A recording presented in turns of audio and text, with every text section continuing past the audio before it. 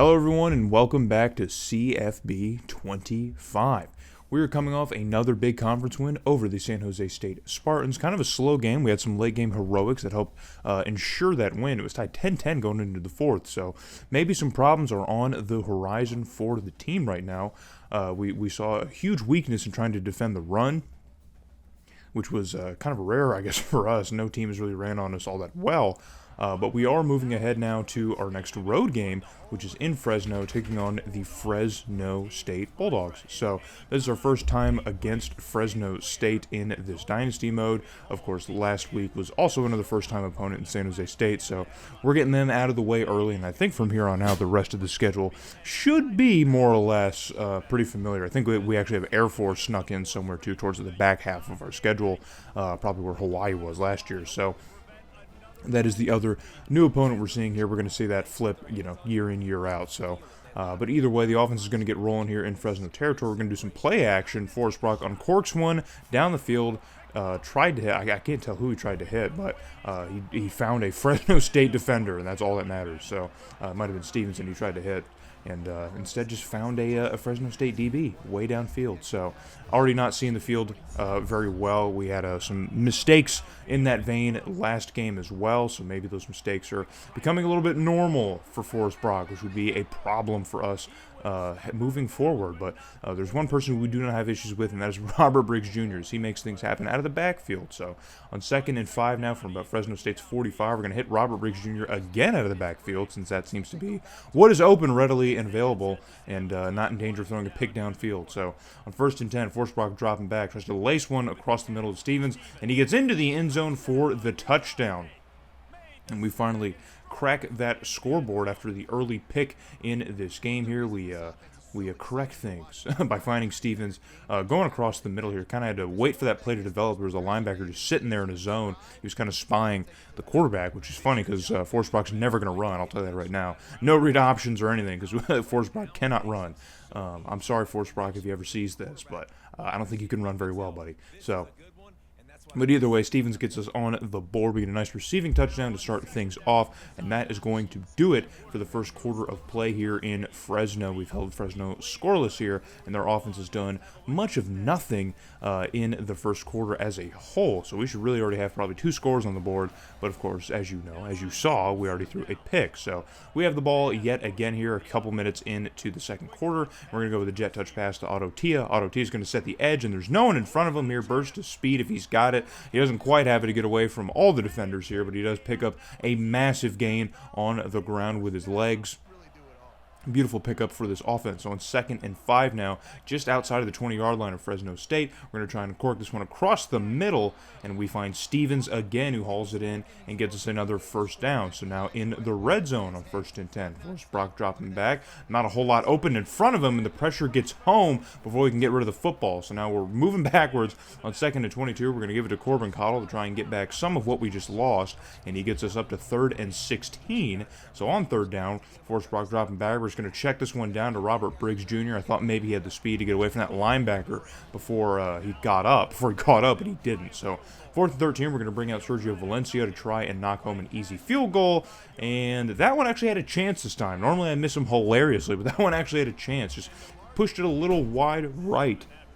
So the score is going to stay 7-0. So again, scoring on offense becoming an increasing issue here. But Fresno State is now locked in, and they got only a minute left to work, and they're going to move the ball as quickly as possible. They are tired of being shut out here at home in this first half, and it is about time they've got this offense rolling. So on 2nd and 2, quarterback dropping back. Pressure is on, gets rid of the football in time, and finds a big defender. This is the thing I mentioned in the last video. We have 2 14s on defense. I don't know if this is a glitch or what this is. I'm not sure. But it's Olivo Jr. from last year, if you remember. We called his name out a lot last year. And Dre Seldom Jr., I think, is the other 14 on our defense. So I don't maybe I'm seeing things. Am I crazy? Does someone know here? There's someone who's been pointing out all of my blunders with our roster and transfers and stuff, and maybe he'll see and set the record straight here. But either way, on our offense on 2nd and 7, we try to fit this into a window to Auto Tia. Somehow he catches that, and that one's not picked off, fortunately. So we do get the ball in Bulldog territory. So on 2nd and 10, wide open is Auto Tia again on the right side of the field, and he's going to get out of bounds as well inside the 15-yard line. So it's looking like points is inevitable for the Aggies yet again here, but with 11 seconds, we've already moved backwards on 3rd and 21, just trying to get the ball to the end zone. We send that one out to Tevin Willis, and Forrest Brock just overshoots this one. I haven't had too many problems with Forrest Brock and overthrowing receivers, but it happened quite a few times in this game. That's the one that I left in, and then of course we botched this field goal horrendously like I normally do. So Valencia continues to struggle, and by Valencia I mean me. So first half is going to come to a close with that 7-point lead still holding firm, so our offense unable to finish. We've worked it down into Fresno State territory. Pretty, kind of plentiful. I mean, just look at the stats. We've completely dominated this game from every angle. Just really unable to kind of finish on these drives. It's been really tough getting some offense going inside like that 30 to 25 yard line. Just really haven't been able to get anything working here. Fresno State sent a lot of pressure to Forrest Brock in that situation as well, and playing a lot of man coverage, and we don't really have a lot of the separation from our receivers. I've had to take a lot of open and easy check downs just to keep things moving, and it really has not been working. So Fresno State now coming out of the half here, a couple minutes into the second half on 3rd and 12, and it's a wide open receiver. He's going to shake off Guerrero, the linebacker, and just kind of get a couple more yards, and they're going to run that hurry up. You know, our defense struggles so much to defend against the hurry up. And so on 1st and 10 now in Aggie territory from our 38-yard line, Fresno State running some motion here, got some play action going, and wide open, just splits the zone. We had about 4 guys playing a zone just around there, and he finds the open pocket. That was a good job from Fresno State's quarterback to find that opening. But we're going to call timeout here to try and give our defense a breather and maybe get a different formation out there to try and defend better against Fresno State. We send a lot of pressure, and somehow that jump ball goes the way of Fresno State's tight end. Just a really wacky type of catch and play having to be made, but that does go the way for Fresno State. So now it is 2nd and inches, but it's at the 7, so you basically could call it goal to go, essentially. So they're going to go with the jet touch pass, and there's an opening just to get the first down, not to get into the end zone. So 1st and goal now from the 4-yard line. Fresno State still running things in the shotgun. They're going to send 2 receivers in motion. They're going to go with a handoff here, and we get bodies on the running back, and Logan Peely is able to make the tackle and keep him out of the end zone, but he does get 2 yards on 2nd and goal, again with some tricky run plays, and Logan Peely again making the play in the backfield. Now 3rd and goal from the 6, and Fresno State's going to try and run something up pretty quickly because they know that they're pretty successful against our defense when running with tempo. So on 3rd and goal, they're going to try and throw for it, and wide open, I mean, not even really wide open. We had Avante Dickerson all over that receiver, but just, in the right place, man. That's what those routes are for, is rarely are they not open. Rarely can you not complete that pass if you throw that. So Fresno State finally gets into the end zone and matches our 1 touchdown from very early in this game. So now we are looking at potentially a tie game pending the extra point. Looking rough, guys. It's looking rough. We need to start getting something rolling on offense. We need to start converting things on offense. We are already in Fresno territory again on 2nd and 5. We're going to give it to Briggs Jr., just speeding, outrunning the linebacker and getting into the secondary and getting brought down. So now from the 29, it's 2nd and 6 here. Forrest Brock with time across the middle finds Auto Tia for another great pass on a slant. So now we're moving this one, working our way in again on 3rd and 4. We need something here from the 11-yard line. And again, this is where we kind of screw things up. Nothing was really open out of a desperation. I might have thrown it to the wrong button. I don't even know. But on 4th down, we're desperate for some offense. We got to get something going here. We can't take the points. We've missed both field goals. So we give it to Auto Tia, shakes off one man, and finds his way into the end zone for another Utah State touchdown, man. So lucky we got with that. It was very dangerous. It was risky. He almost got tackled in the backfield, was able to shake off that linebacker and just get to the outside edge and get into the end zone. So that is going to end the 3rd quarter finally, man. After some eventful stuff happens, we're going to get into the 4th quarter. Here's a look at your top 25. South Carolina's still 4, man. Miami, Oregon, Texas, and South Carolina is your top 4. How interesting is that? So 3rd and 9 for Fresno State. They've already worked it into Aggie territory. They're, of course, running with tempo, too, I believe. So they're going to go with a delayed handoff, and that one is completely snuffed out by our defense. So they're going to have to give the ball back. So we're already facing another 3rd down ourselves. They're going to bring a linebacker to blitz, and we finally get rid of this one. But the ball just didn't take the path. I mean, I could just blame the ball, but I wanted that one to go over to Jack Estera. But it was kind of like a laser just dot, and that linebacker just read it, and Jack Estera just kind of kept running. So I'm with Forrest Brock on that one. What I thought was going to happen did not happen. So a very crucial turnover now in our own territory. Now Fresno State has worked it inside the 10, and on a drop-back pass, he finds a wide-open man, and the tackle is made. But now it's 1st and goal from the 3-yard line for Fresno State here. We're going to try and bring some pressure, and somehow Guerrero just slides off at the quarterback. I have no idea what happened there. It's not like he did a crazy maneuver. He just kind of like sidestepped. I don't know. I don't know how Guerrero misses that tackle.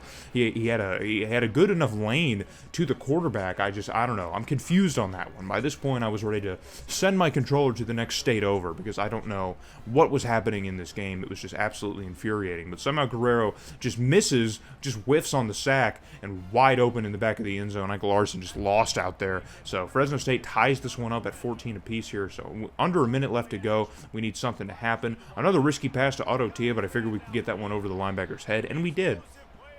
He was unaware that the ball was heading his direction. So it's a 1st and 10 now back in Fresno territory again for like the 7th time today, but with no points maybe to show. And we're trying to throw this one to the sideline, getting a little bit crazy, maybe threw that ball a bit too late to Jack Estera, and it's another interception.